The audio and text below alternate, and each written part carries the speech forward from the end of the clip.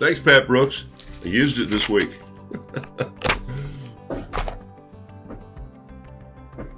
Bye-bye.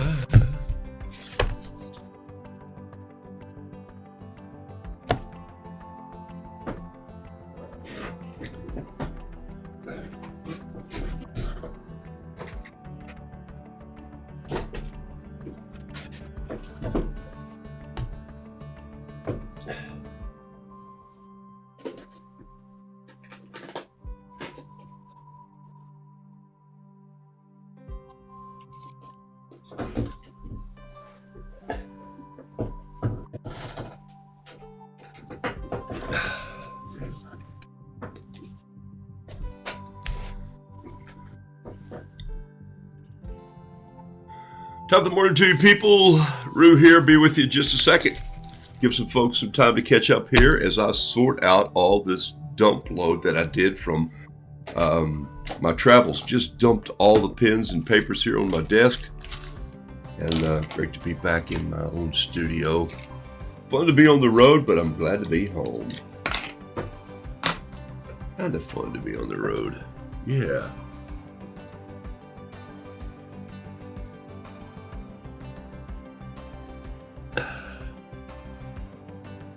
All right, we'll say hello. Several people here in a second. Then I got a couple stories up my sleeve. Well, my sleeves are rolled up, so there's nothing.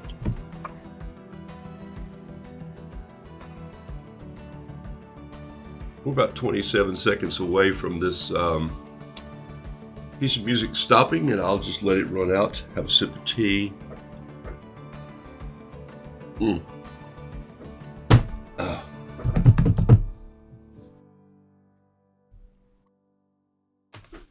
Hey, top of the morning to you. I'm Michael. Grandkids call me Roo. And I wonder why. Last name is Han. I must have answered that question. Wow. Lots of times. Why roosters? Why roosters? I don't understand why you paint roosters. You know, if you paint an abstract or a landscape or a seascape or a mountainscape, people say, "Oh, I like the art." But if you paint a rooster, they go, "Why did you paint a rooster?" And it's not like a landscape. Oh my. They go, "Wow. Why?" So I answered that question a few times while I was on my trip, and I go, "Why?" Because then I grab my hair and I hold it up like this. I go, "Now, does that make sense?" Anyway, thank you for joining me today on Roodoodles Live. It's a time where I just kind of do whatever it is that I do. And this is no different than when I'm on the road or out and about or doing workshops or just traveling to see friends. I carry a notebook with me at all time. When I don't have a notebook, if I happen to be caught with my bag in the overhead bin and the seatbelt light is on and they will not let me get up, which happened a couple times because we were in turbulence, I write on the back of envelopes or anything that's still in my coat pocket. And so, I just got notes everywhere. So one of the first things that I do when I come home is I sort through all my notes. And so when I talk about journal keeping, I'm not talking about writing a diary every day. For those of you who do that, I think that's fantastic. I have a Bible journal and I paint in that on a daily basis and I keep up with other notes that I do. But my day-to-day list of things, my catch-alls, my ideas that just pop in and I go, I have to write this down right now. One of the greatest things I've ever heard and one of the greatest lines for any group is the field notes people. The people who create field notes. These are field notes right here. I don't know if you know. Do you know what a field note is? They're made by a company. These were like the notes that my great-granddaddy, and my granddaddy, not my great-granddaddy, carried in his overall bibs. He carried this in the little pocket that the men had in their overalls, as he calls them. And Oshkosh or whoever they were made by, it was a field notes that there was the State Department put out this little notebook, and on the back of that little notebook there were, just like this one, there were there's story, but there's practical applications, there's specifications, but there's also a whole series of weights and measures and things that farmers needed to keep up with. You can't even see the field notes is pressed in here. I have a bunch of them. My son has thousands of these because he uses them daily. I tear them up too easy, but and I didn't date this one, but November the 27th, quite a few years ago, we were going to build Thor's hammer for my son. So I just started building things in here, and giant, just note after note after note of all these concepts and ideas. And I don't even see a year date in here, but I'm thinking that this is probably before COVID. Yeah, way before COVID. And so, there's a couple graph pages left. But the point is this. I carry field notes, and I love those. And then, that's just in my shirt pocket or in my jacket pocket to just write down those ideas. The guy who started field notes, he's had this quote. He said, "I'm not writing this down to remember it later. I'm writing it down to remember it now." And so when you have an idea for a piece of art, write it on something. If you can't find anything, do what I do, and then I'll show you what I do. I gather all those together. I write on the back of envelopes or little note cards, or even sometimes my watercolor paper that I carry in my little leather book. This little leather book here has a little band on it. It comes from Buffalo Jackson, great leather company that I do some commercials for and creative work with their president. And so in here, I have my little QR code business card. You see it's got a little tab on this one because it's so hard to get out here. I just left a little tab. People say, "Hey, you have a business card?" And I go, "No, but here, shoot this with your phone." Boop. And there's a little video that comes up. So people keep up with me that way. Here's a little field notes inside here, plain paper. So there's a whole nother list of things that I'm working on. Here is where, look at it, I'm down to one piece, so I got to put some in there today. When I go to a restaurant, this is inside my jacket pocket, and this is where I find my little paper to paint and give away to the waiters, waitresses, restaurant owners, just people who look like they're having a good evening out. We were sitting with some friends recently, and these 6 or 8 women were having dinner at this table, and they were just laughing and enjoying life. And we were with my grandson and a friend, and we got ready to leave, and I put on my jacket, and I stood up, and I had a little painting on a piece of paper like this, and I said, "Whose birthday is it?" And they all pointed to the same young lady, and I said, "Happy birthday."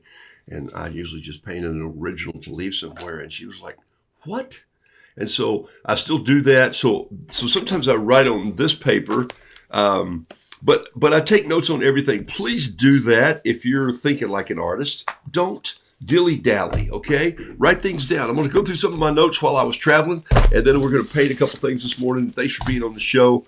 Those are some of the mail that I just happen to have with me. And I want to hear this story. I saw it, something about Grandpa was an engineer. Oh my gosh. Pat Brooks, good morning to you, my dear friend. Pat Brooks, of course, illustrated Noodle Doodle Fiddle Piddle.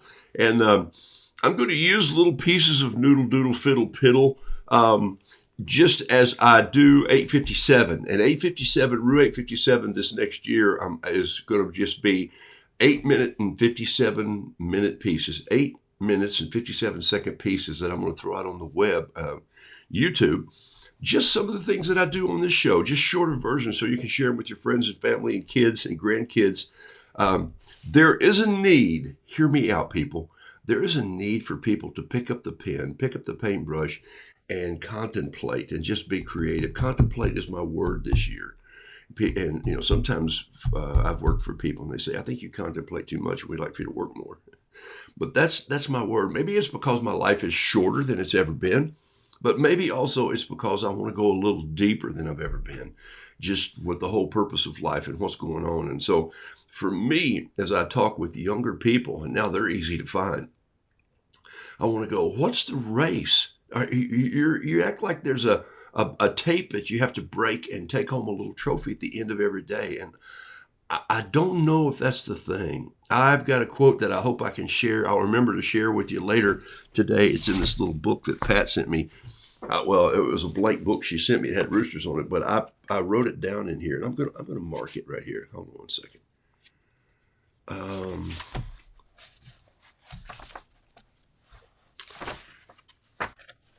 Yeah.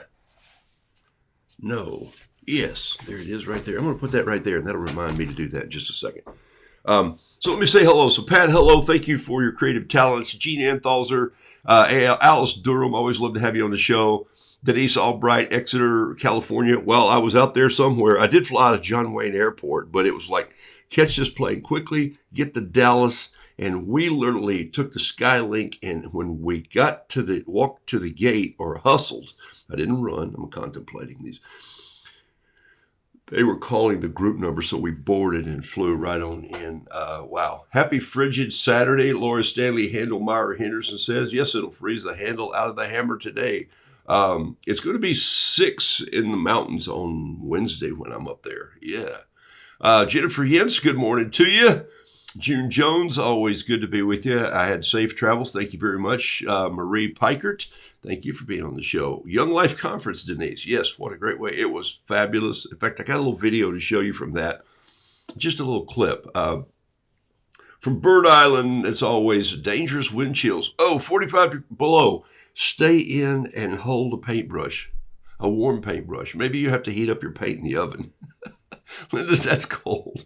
Linda Schleichning, Pat Lightbody, Jason Nicholas. Good morning, my dear friend up in New Jersey. Randall Taylor Craven, Kathy Dietz. Love to have all you guys on the show. It's so fun. I love the fact that you guys just have this conversation going on. Laura Ann says hello. Hey, Laura Ann. Laurie, it's Laurie Ann. And so there's probably a last name there, but Laurie Ann is good. 2 names. You know, people in the South have 2 names. I don't know where from Laurie Ann is from. Joan Carey, good morning to you. Bob from morning from a crisp and brisk Minnesota. Bob's painting all kinds of fish and stuff. I have a painting that Bob sent me, and I haven't had it framed yet. It's actually over here. Bob is painting some fishing lures and fishing flies and other things. And you remember he used to paint all the corn in Iowa and give us greetings from there. 33, Bob. You know who he is. So Bob sent me a painting. I think I may have traded out, but it's been kind of fun. And he's into fly fishing or fly and lures. And I wanted Bob's bobbers. He had just a line of bobbers. So I have Bob's bobbers. It just worked for me. I don't know. Chris Whitaker, thanks for being on the show. Amazing artist, Donna Self Barton. I did paint a little bit of a Rube piece recently, so that made me laugh and think of you. Chris Young, JJ Dask. Look at all you folks jumping on. Karen Binder, Bender, Cinder. Thank you for being on the show. All right, here we go. Linda says, my grandpa was an engineer with the Erie Railroad. It's a scary place, the Erie Railroad. Actually, I wish I had some more Griswold cast iron skillets that were made up in Erie, Pennsylvania. I have several of his field notes in his gloves and hats. Wow. My dad used a pencil and he would write in that little book. But, wow, that is fantastic. My students want to rush to the finish line, Jason says. I keep stressing quality over quantity, but they're not getting it. Yeah, they don't because of the world we live in. And so I think there's a point where we have to take them out of their environment for just a little bit and get them to sit still and ponder a little bit. And that's really hard. You can't do it in groups most of the time. You have to do it 1 to 2 or, a couple folks. And you just go, what are we going to do? And you say, we're just going to sit here for a while and see what that duck does.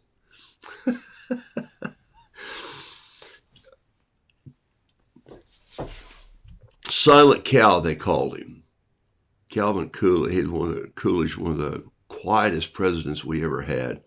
Great story about him. He's in the New York Harbor, and there's some people up on the upper deck, and they're watching him, and they're getting ready to have some cocktails and just do a little cruise through and dock, and he's going to speak to some people, as the story goes, and he's down on the lower deck of this boat. And he's got his arms on the rail and he's leaning over. And so he's got his arms like this and he's sort of leaning over, looking over at the rail. And he's looking out into the water. And they're all up on the upper deck. Got the picture of this? and they're sipping a little bit, and they're waiting on him because they can't start without the president. But, he was a man of few words. He didn't say much at all. Will Rogers, made him laugh one time just because they said, he didn't say anything. He said, I bet I can get him to talk in the first 10 seconds that I made him. And Will did. So he's looking out over the water, and the boat's coming in and it's slowing down a little bit. It's just a little cruise along the edge, and they're looking back toward the city. But he's looking down into the water. Catch this picture. And the people are saying, look at that. Look at the weight of the world that man probably has on his shoulders. I mean, the president, who would want the job? And think of what he's going to do with this, and how's he going to handle this, and what's going to work with, how's this going to go down, and what's he going to do, and how's he going to shift that? And they're all conjuring up all these ideas and things that he must be thinking, and the weight that he feels having the job that he has in the country. And he pushes back from the rail, and he turns and he starts up the ladder. The steps ladder that comes to their level, and they all straighten up and they all sort of lean in. It's one of those E.F. Hutton moments. Remember those little commercials where he said, when E.F. Hutton speaks, everybody listens. And they think, he's going to speak. He's going to say something to us. And he leans in and he says,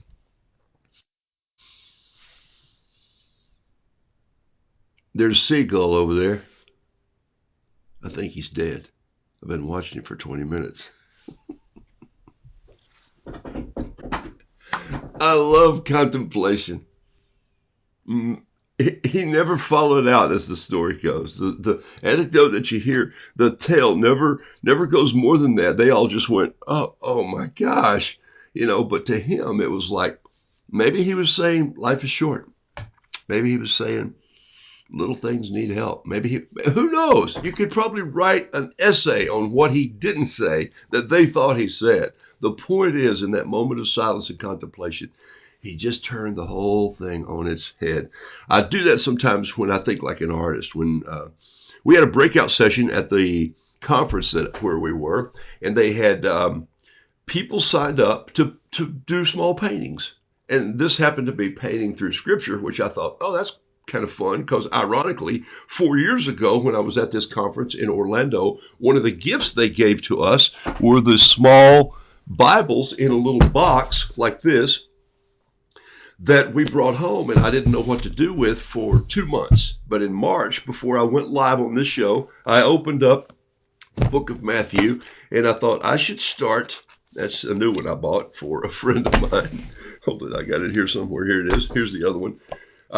Well, I opened this up and I thought I should start painting small paintings. Wait, you can't even see it. Here we go. I should start painting small paintings that represent the stories. And so that's what became Good News Roo. And so I thought, wow, I wonder if this artist is doing something like that. So Carol and I went into the workshop, and there were 700 people in there. 700 people. And I thought, whoa, this is crazy. And on the desk, they had a little pack of watercolors. Not very good ones, I might add. And brushes, worse than the watercolors. Water, but they had some cool little pre-cut frames or mats, and they had some gold leaf. And so we sat down and we introduced ourselves to some people from all over the country we'd never seen or met before, and said, can we jump in here? And the lady next to me, I said, tell me what you do. And she said, well, I teach some art to these kids. And I said, oh, fantastic. She said, are you an artist? And I said, no, but I think like one. And she went, I'll have to think about that. I said, no, you got it. See, that contemplation comes through. And so I said, plus, I need to just warn you right now, if it's okay that I sit next to you, I'm kind of a rule breaker. I don't really follow the rules usually from up front. I usually just, it's not that I don't want to and show disrespect, and I'm not going to argue, or I'm just going to probably go at this my own way. When everybody says I need you to write on this little piece of paper, I generally will just open another book, or I'll open something like this and I'll say, hey, I'm going to probably draw on this as I go through it, if that's okay with you. And so I opened to a clean page in my little hardback it's called Handbook Journal. And so we painted, and they all went, wait, she wanted us to do these little square things. And I said, yeah, but I think outside the box. So could I just go linear if I wanted to, because I'm doing this and there's no rules. So you enjoy, do what you want to do. And so they really realized that I wasn't there to disrupt, but I was disrupting, but I was disrupting in a pleasant way. And then Carol immediately starts doing something as the lady's talking, and she's going, it's kind of like they all notice, your wife is not waiting on the art instructor either. And I said, my wife is an artist, and so she thinks like one too. And so she was doing something, and then she sort of stands up and reaches over in the table, grabs some gold leaf, and she starts working with this gold leaf, and it's just crazy. And people are going like, whoa. And I said, I'm sorry we're interrupting. And he said, no, this is fascinating. And so anyway, we got to the point, and so I'm a disrupting student, and so I'm not apologizing to them. It's just how I worked. I apologize when I sat down. And so the instructor finally makes her way through this thing. She sort of comes over, and she picks up Carol's piece of art, and she says, oh my gosh, this is exactly what I was talking about, but it's more than I ever thought would be developed in this length of time. And we're only 20 minutes into this thing here. I finished my spiel. I told everybody what to do, and then I'm coming around to see if you need any help, and you're already into this art. She said, can I borrow this? And so she takes it around the room, and then she comes back and she says, well, can I see yours? And I said, well, I didn't do what you said either. I told the story this way across the page here like this. And then I wrote the captions that I felt like would make it work. And she said, you wrote the captions? And I said, yeah, because I believe that art is a story and I have to tell it. And she goes, well, can I take a picture of that? Anyway, it opened up a conversation with another artist that we'll probably meet this year, maybe next month in Jacksonville. And my point is the contemplation of slowing down, let it change you and let it change your art. There we go. So that's a seagull. I've been watching him for 20 minutes. I think he's dead. Sometimes you just have to stare, and sometimes you just have to wait. And that's how you think like an artist sometimes. It isn't always with a brush or a pen in your hand, but it's having one close by because an idea might strike. Okay, so that's 20 minutes of me jabbering. Let me paint something for you this morning, and then we'll get on to something else. Hey, Jack Wolfenbarger, good to have you on the show, my dear friend. Love it, love it, love it. Bert Crone in Greenville, Linda Linhart, thanks for being on the show. All right, here we go. Susan Peters, love it that you're on the show. All right, here we go. Got a bunch of folks on. Let me jump down here and paint. I'm going to paint a rooster. I know some of you will be surprised, but I haven't done one in a while that's been loose and with a bamboo brush. So I'm going to grab a piece of 9x12 Kilimanjaro. Here it is. By the way, this book is just a grown-up of this book, even though the blues may look a little different. It's original bright white. It's 140 pound. It's cold pressed, 100% pure cotton. People, how can I stress? Please use the best paper you can afford and buy more of it than you think you needed. Joe Miller once said, buy 100 sheets of paper. If you just buy 2 sheets of paper, you'll never really get started or make good art. I'm paraphrasing Joe. But here's why, because you'll be afraid you're going to make a mistake. But if you have 100 sheets of paper, you'll make a mistake or 5 or 20 or 40. So what? You're going to get some art out of that paper. So when I buy one of these, I don't. I buy 2 because I may waste a lot of this and just send it down the bunny trail. Don't feel bad about that. That's how you learn. And paper is still a cheap way to learn. You're not buying marble slabs. This is not gold leaf. You're not buying printed glass from the 30s and bubbleware. So these are the same. I carry this one because it fits in my briefcase and it stays closed. This was a larger one. By the way, this one is made just like that. Still has the fly leaves in front that are fun to sketch on. These thin little pieces. In fact, I got quite a few here. I ripped these out like this to paint on my desk, but here's what I always do. I also slice these up, and these become the little pieces of paper that go in my book to carry around about in restaurants and places like that when I give paintings away. And sometimes I gave away a couple. I gave away one on the airplane. Gave away 3 on the airplane, actually. He gave one to Jose, who was a flight attendant who kept coming by. And he said, well, that's the first time that I've ever seen one of those used for that. And I said, what are you talking about? And he said, the barf bag. And I said, well, you're going to have to replace the one in the seat because I painted on this one because you guys wouldn't let me get up and get my other paper. And and I've sold 2 of the, I did 3 of these. Carol handed me hers. There's one that says waste on it. There's one that's just clear. And this is not easy to paint on, but this was painted on with this, and this. So that's how I did that art right there at my seat. Had those in my vest pocket. Had these 3 things in my vest pocket. They should always be in my vest pocket. And I wanted to paint something a little larger than just what this is always in my pocket too. 1 piece of paper, 2 in there, but I painted on this. And so I thought a little crab, they're always eating anything, a little buoy coming down, and waste it says. And then it says, where are we eating out tonight? And so, we eat these things out of the ocean and they just eat everything. So anyway, I'll probably pass that one on to someone.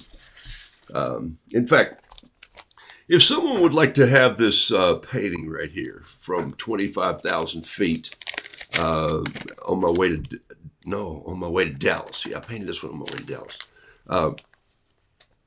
If somebody would like to have this one, here's what it'll cost you. It'll cost you, it's going to cost me $5 to ship it. Cost you $5 in silver dollars. Silver dollars. Ready for? Oh, this will be fun. This will be a fun thing. If somebody would like this painting, and I'll throw it here. Let me make myself a note on a little card. I'll throw in a B also. I'll put a B in this, and a B, $5 silver dollars, and they have to be from 1972 to 74. Now there's something you can contemplate. 72 to 74. This is a 1972 that I carry in my pocket all the time. A silver dollar. It's an Ike. It's probably got a little copper in it because it already shifted out. So I'm not asking for an architectural piece. I'm not asking for an 1820 piece. I'm asking for a silver dollar from in the 70s. 5 of them. So $5. If somebody wants that, that'd be great. Just send me a note and say, hey, I've got some, or I'll look some up. The reason I got this one and I had to renew my silver dollars was because one got lost in travels, and I had a friend I sold a painting to for $5 many years ago, and he sent me 5 out of Colorado. So somewhere in the bank, go through the drive-through, ask around, just in the 70s. 72 to 74 would be perfect. That's kind of how you be bold. All right, here, let me paint something. I have 1 silver dollar left from my collection. Oh, wow, only 1 left for your collection. Yeah, they're still out there. You got to find them a little bit. But 72 to 74, $5. And if it comes down to 3, I might even send it out for 3. I'll put a B with this, and I'll send it out as original. Be crazy this week. Here we go. I'm going to grab a bamboo brush. I haven't painted with a bamboo brush in a while. Just because I've loved so many other brushes that I'm traveling with on the road right now. And so that's going to be fun to do. Here we go. I hope you're painting something creative at the start of the year. I hope you're thinking outside the box. I hope you're thinking like an artist and thinking, I want to try maybe some new paper, or I want to get the best paper I can get. And by the way, don't change your art supplies because of me. Because you think that, I have to use what he's using. But I will just tell you, I love what I use, and I'm not going to change. And if an art company called me tomorrow and said, hey, we're going to be sending you all these new paints to try, and I'm going like, thank you, but I can certainly give some away for you. But I know what I like. I know how I love. I know how these paints operate. I know my colors. I don't know what they're called, except for this one. You know what this was called? This was called Terry Tardy Turquoise. Terry Tardy Turquoise. Let me show you what I'm talking about. Look at this. I'm in California, and the first night, Carol likes to sit on the front row. And so we're in this huge auditorium with just a few friends, 5,500 other people. And this lady comes down and taps me on the shoulder, and I turn around, and she gives me a hug. And she said, I saw you from on the Jumbotron, or I saw you from behind, and I thought, that's him. And sure enough, here she is right here, ladies and gentlemen. Boom. Terry Tardy. Terry Tardy Turquoise, and her husband is Todd. Terry Todd Tardy Turquoise. Oh my gosh.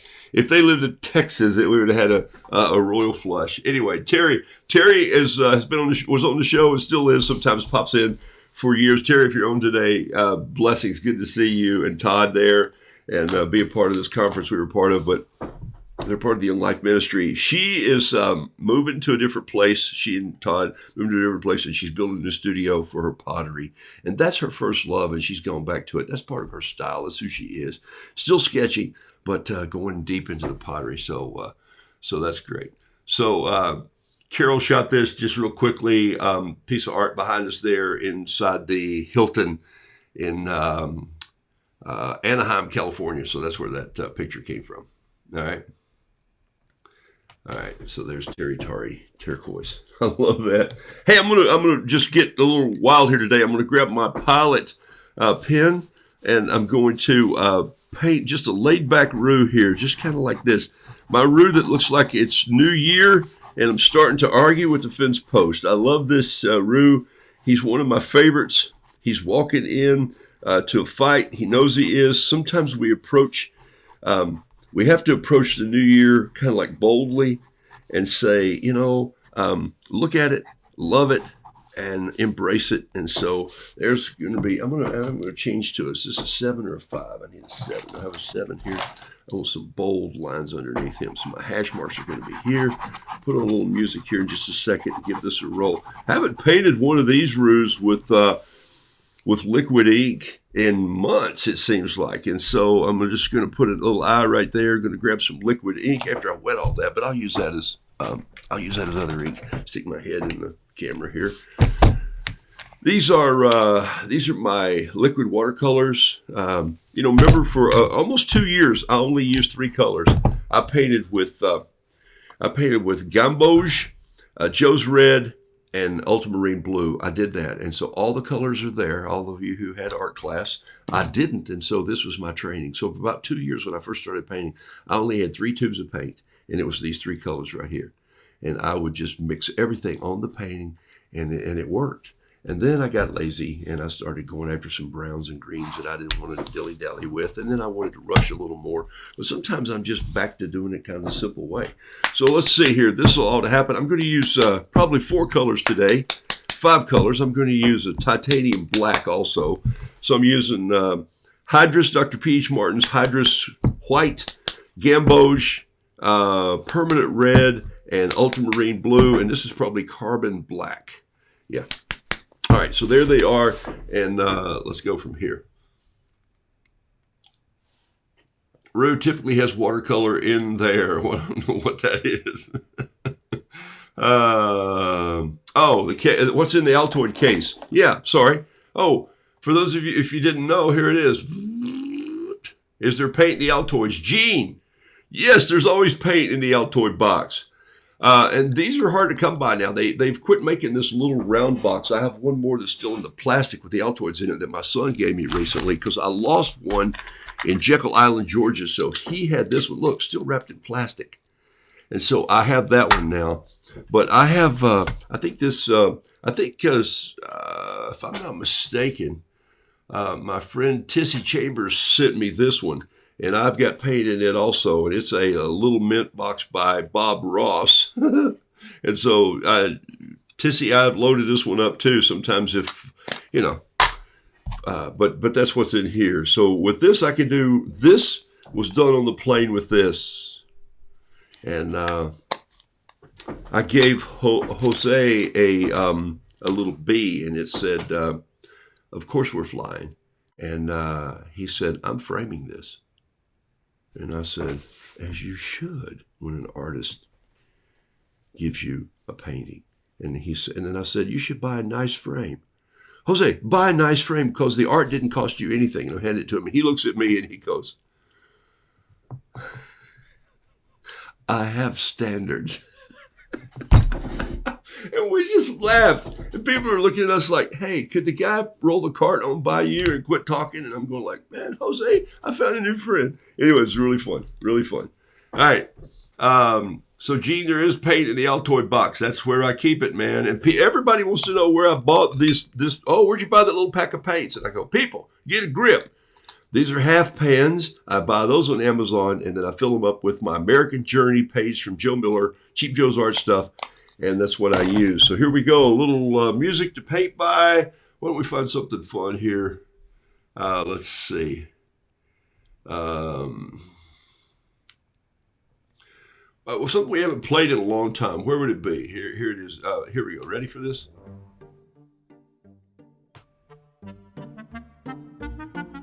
That's terrible, isn't it? Go back a little bit here.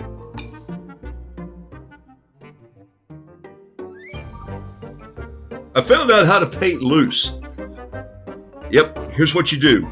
You take out all your painting supplies. Make sure you're in the exit row because you don't want to splatter paint on people. So I was in the exit row. And you take out your painting supplies and you wait until you're flying over the Rockies at 30,000 feet. And or maybe a little less. You're dropping in for just a bit. And what happens is you you just try and keep the paint on the page because at 30,000 feet, there's this crazy thing that happens. Look what's happening right there. That's cool, isn't it? What's this?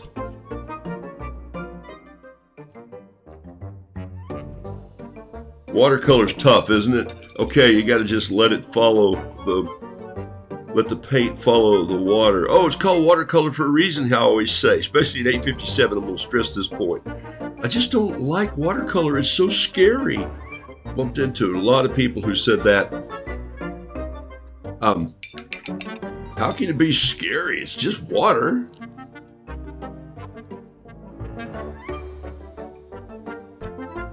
A little right there to get some green going in this tail.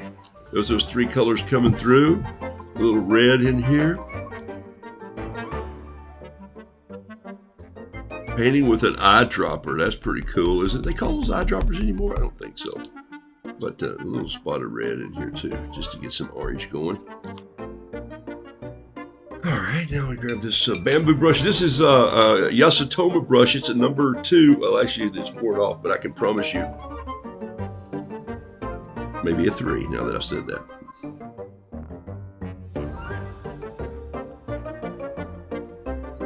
That orange blow through there, is that not a cool color? Get some of this in here, grab it down here. Get a little brown from that red there. I love that. That's a cool look.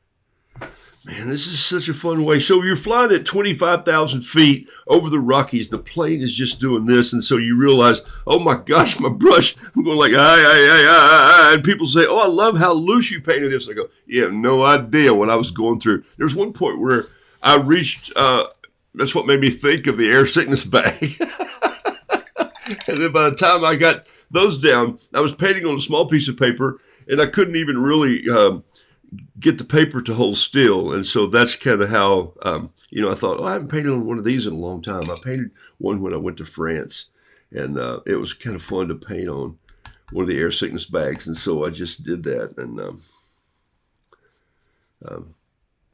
anyway, the other way, if you're at home and you don't travel and you want to try that, here's what you do. Just tape a piece of paper this size with some masking tape onto the top of the washer door. Once you put your clothes in. Now look, this won't work if you have a front loader unless you're an oil painter.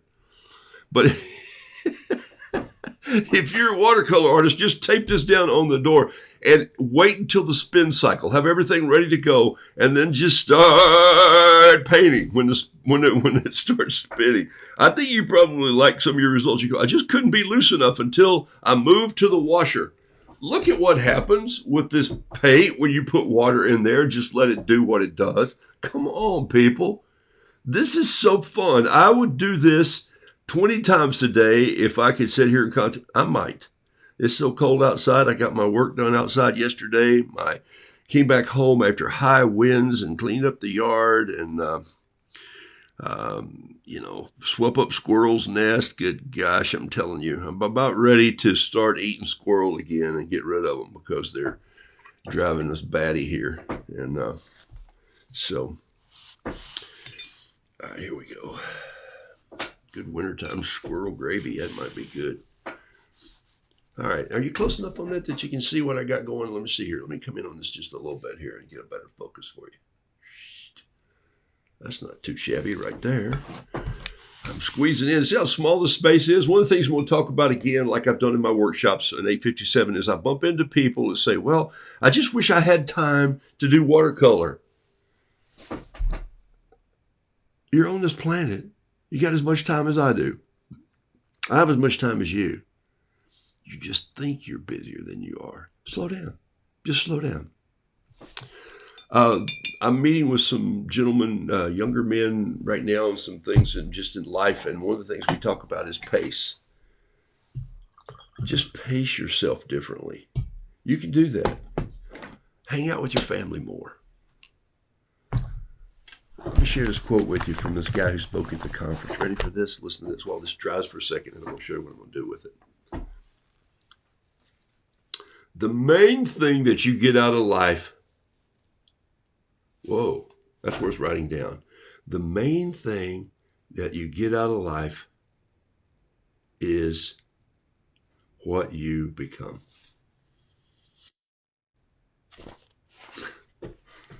Now, if you want to contemplate on something, because we watched a memorial piece, it was a memorial. That's a strange word. I'll have to look it up. I'm sorry. But it was a lot of people from the last conference. They did one of these conferences every 4 years. So in the last 4 years, some of the people inside this Young Life ministry had passed. And Carol and I came down front to sit down on the front row. And one of the places we sat next to us were all these seats that had pieces of paper on printed that said reserved for tonight's guest and past presidents. And I thought, that's interesting, because there's probably only 2 of those past presidents still living. So who's going to sit in those chairs? But we sat there. Not because we're special, just because we like to be in the middle of it and front row. And if I sit up in the seats, I interview or I interrupt people by doodling and doing art and wiggling around. And I got a blockhead and I'm standing in front of someone. So this way everybody could see over me and not look at me. And I saw a past president that I'd done a banquet with in the 80s. And we had a great conversation after the event was over, just to catch up and meet his family. And it was really fun to be a part of that and sit there. And so as I'm taking notes, I'm contemplating. And as I finished this little sketch that I did of the message in this book, the lady behind me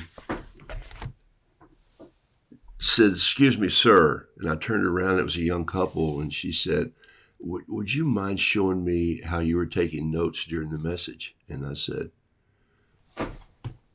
Geneva. Of course I would. Isn't that a place, Geneva?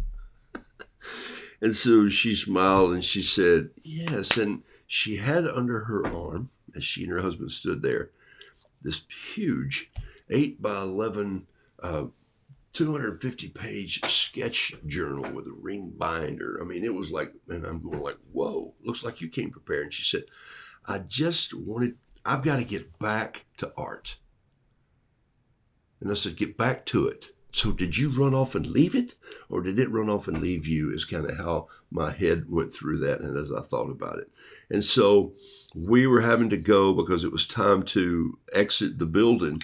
And they were trying to set up for the next event they were having. And so she looked at it and we talked supplies, and I gave her everything that I could, information. And so, Geneva, if you're listening, nothing holding you from this, because you got the skills. I said, let me see what you're doing. And she opened it up and there were the sketches. And she said, I need to apply these toward this. I said, you have all the skills. You're thinking differently. And don't worry about what other people think. Just do it. And she sent me an email the very next morning. And I followed up with Geneva and sent her a long email from the airport, I think when we were while we were waiting to fly to Dallas. And so Geneva, just keep on. And all of you just need to keep on. You need to keep going like, I can do this. I really can do this. I can learn to do this. I don't have the time. And I said, do you have 20 minutes a day? Because that's how much it takes. And she said, what do you mean 20 minutes a day? And I said, that's how I got into it. I still pay $8.57. And I pay 20 minutes a day, every day. Every day I find time to do this. What if you don't have time before you go to work? And I go, well, I go to work every day. I'm never going to retire. I had that conversation with a lot of my older friends. I'm not going to retire until I'm off this property, off of this land, off of this planet. And so I don't have any way. What am I going to do when I retire? I'm going to paint. Well, I'm painting now. You see, I solved that. And it means I get up. It means I get up 20 minutes earlier. It means I get up a half hour earlier and make another cup of tea and sit there for a little bit longer until the phone interrupts me. And then I go, I've painted an hour and it's before most people get up, or I'll stay up late at night, or I'll just take a time in the middle of the day and say, I'm going to get lost for an hour and go paint. And in the process of creating art, I solve a lot of work problems. I find myself finding ways to solve problems that the way scientists work. You just have to go and say, I just have to go think about this for a while. I got to do something to clear my head. I got to contemplate. Some of the best ideas come when you're not struggling with what it is that you're supposed to be working on. If you have a 9 to 5, it's hard to do everything creatively that you're supposed to do between 9 to 5. I work best 3 hours in the morning, and then I just kind of get lost for a little bit and just shuffle things around. And then there's a point in the afternoons where suddenly my brain will fire. I got to go listen to it. And then sometimes I get my second wind. Sometimes it's 3 a.m. in the morning. I wake up and I go, no. And then I think, boom, boom, boom, boom, boom, things fire. And I'll get up and I'll come in here and I'll make notes on the back, or I'll go downstairs or I'll come up to my office and I'll run back downstairs and I'll try to be quiet in the house and walk out of the bedroom door. And then I'll start writing notes down on the back of envelopes because my journal's back up in my office, and I'll just go, okay, this is how I'm going to operate for a little bit. And so I love the concept of doing that. Now all I'm doing is taking my pen and I'm just going back in here and I'm putting in some detail with a pen. You can see how detailed this is. You can do this on top of your dryer or at 30,000 feet in a turbulence. When the seatbelt light is still on. And I'm loving this rooster. He has just got some cool little features, and it's because he's so loose. And it looks like he just sort of happened. And you know what? You saw him just sort of happen. He did happen.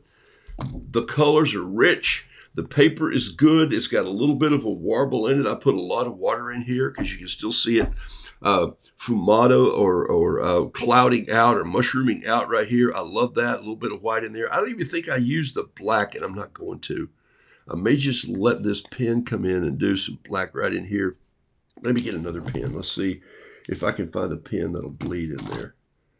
An 05 should do it. Let's see if this 05 will just bleed right in there a little bit. No. Made a liar out of me, didn't you? No, it's not going to do it. It's too wet, maybe? No, it's not even writing. Well, that'll keep it from doing it. Here we go. Bet I can get some in there now. Nope, still can't. Well, there, I'll just throw some out of their pen. So far, the best plans of mice and men. Okay. Have to watch it on replay. It was good seeing Terry Tardy. Oh, Terry says, hey, did I make it on the show? Look, Terry, here you go. Boom. There you are right there, my friend. Thanks for being on this morning.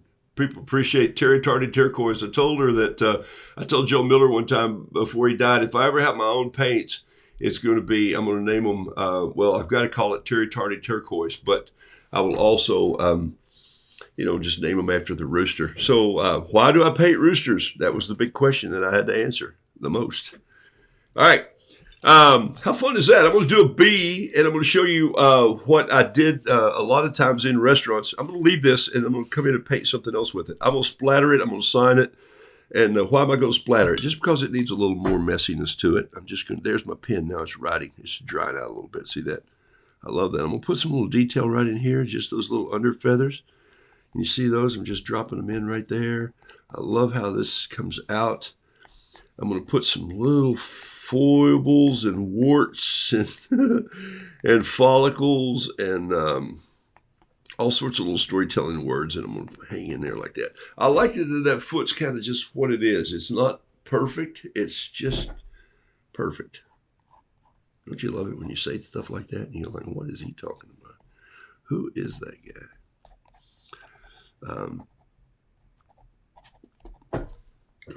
Maybe you've seen Nate Bargatze. You know who he is. He's the comic. He's a real clean comic out of Nashville, Tennessee. He showed up one night and did a piece at our conference, and I'm going to tell you, that dude is funny, man. He had us wiping tears, just straight pan, deadpan.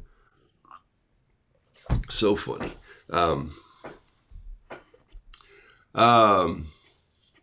Regina E. Van Etten. Haven't watched in a minute. We've been right here.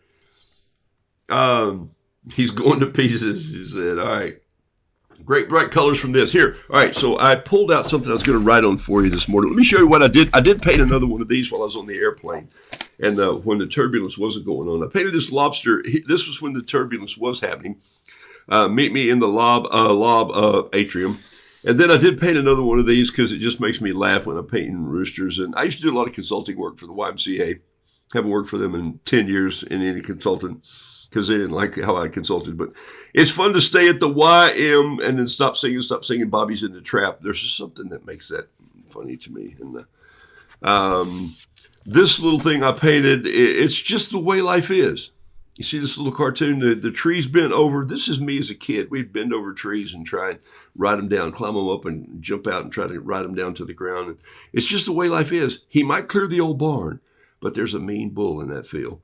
And so life does seem like that sometimes. And then here's a bee that I did on the plane. And this is with a ring that I started with a cup and then just kept enlarging it. And this was tea that I got on the plane before I drank it. I just put some in a little cream container, and then I just painted out of that. And so these splatters are actual tea, which I love to do.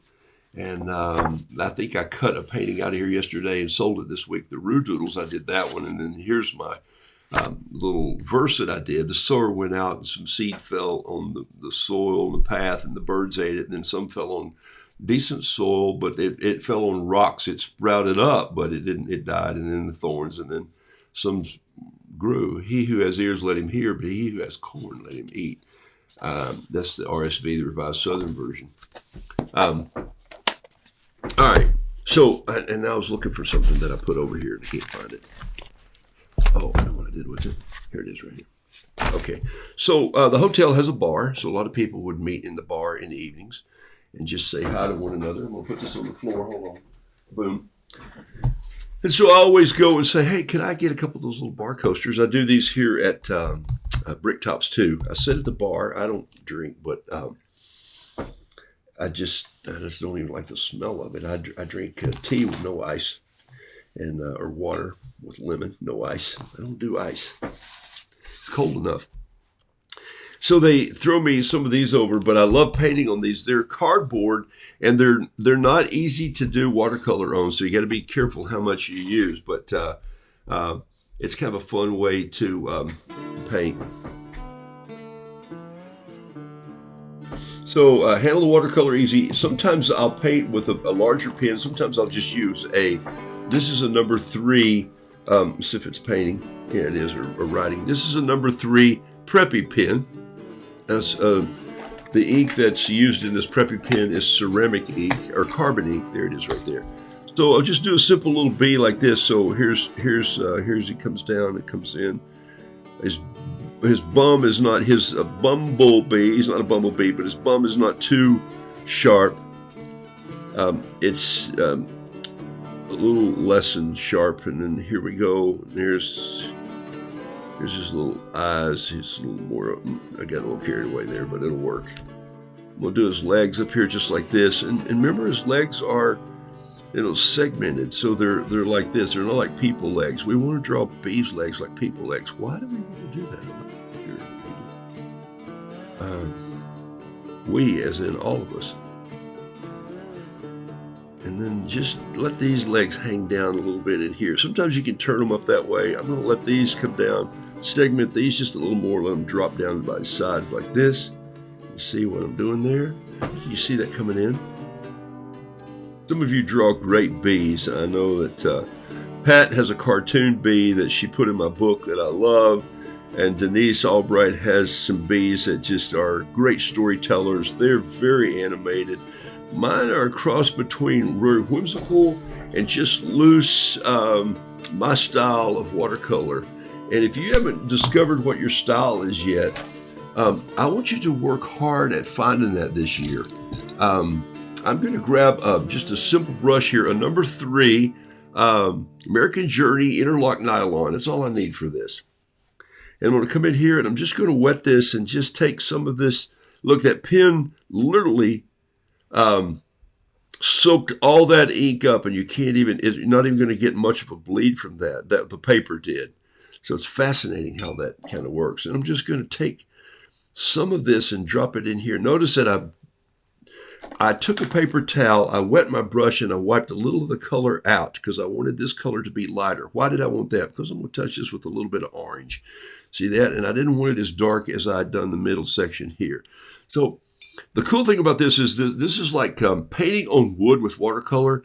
The grain causes it to run outside the line. And that's what happens on this paper. If you look and you use too much water, this is one reason I like painting on this. It fascinates me because it has a brain of its own. It just sort of, well, maybe it doesn't have a brain. Maybe it's from the Wizard of Oz. Okay, so here I am doing this again with my brush, just some light up here because I want a little bit of brown. There's a little bit of brown and black inside honeybees on their heads and up in here. And then I'm going to go a little bit of French gray and just wipe it on these wings right here, just a little bit. Not even try to do the whole wing. I'm not trying to paint inside the lines, for heaven's sakes. I am inside the lines, but if I run out, nobody cares. I'm going to grab a little more of that brown and just touch the membrane coming off the body. There's some brown membrane right here in the bee's wings. See that? All right. This is the bee that will go with the air sickness bag if somebody wants to trade me for some silver dollars. Just, hey, 3 or 4 or 5 from, it'll cost me $5 to ship it. So $4 and something cents, plus the envelope. So it's $5. I'm at $5 in shipping, which I generally always handle.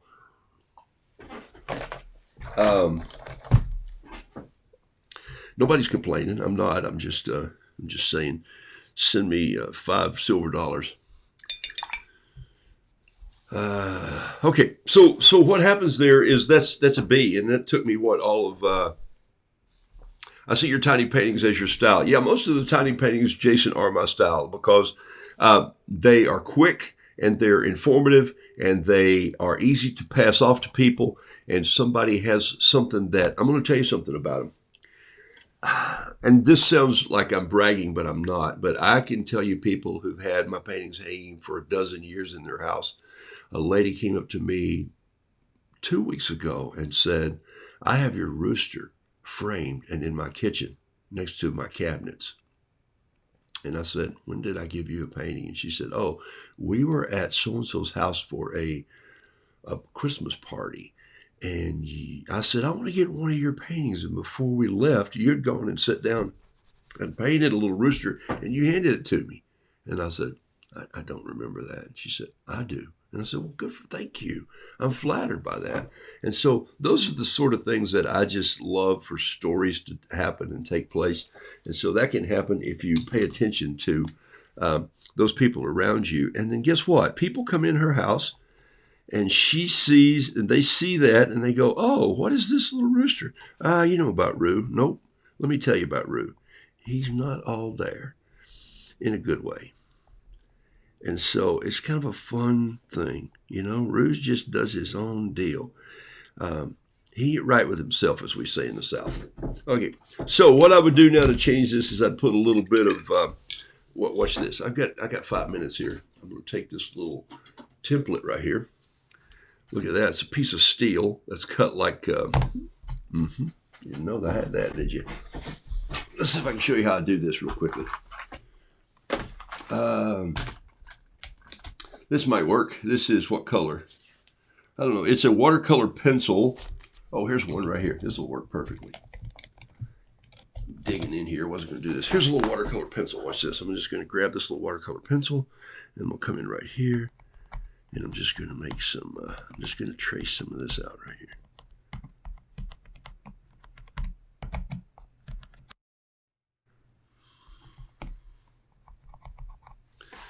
Okay, that's enough. And then I'm going to just grab a little bit of this and go in between these just like this. Down, down, down, down, down, down, down, down. And this paint just disappears on this little disc. I'm telling you, it just runs in and soaks up and is dry in a heartbeat. And so that gives you a little idea. Then I'm just going to take a little bit of this titanium white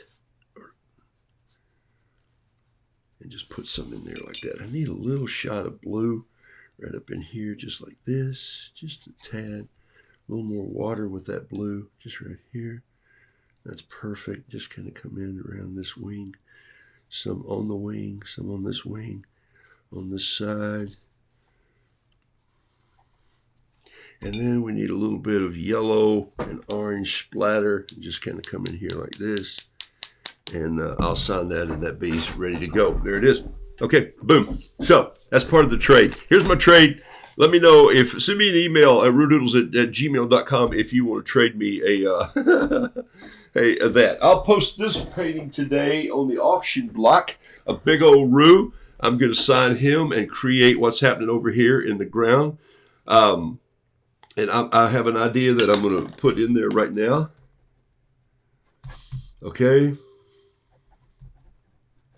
Perfect. I've got how that one's going to finish up. Got to show you one thing here.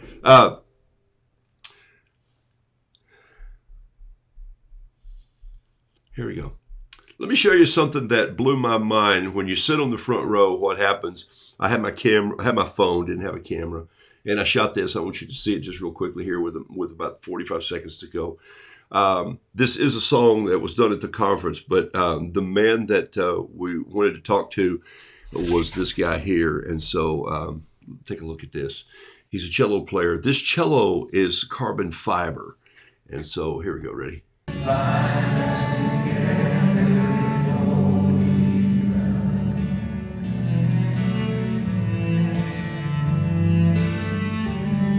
Yeah, I had a good seat, huh? I mean, I'm 20 feet away from this guy, 25 feet.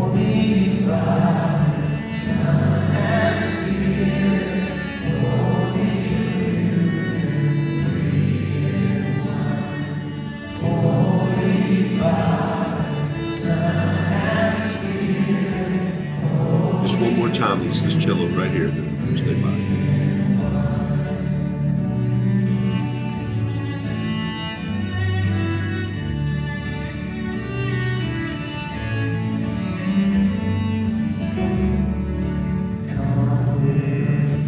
Is that not cool or what? So how could you not sit and contemplate when you have a guy sitting that close to you, just going like, this is where I'm supposed to be? Oh my gosh.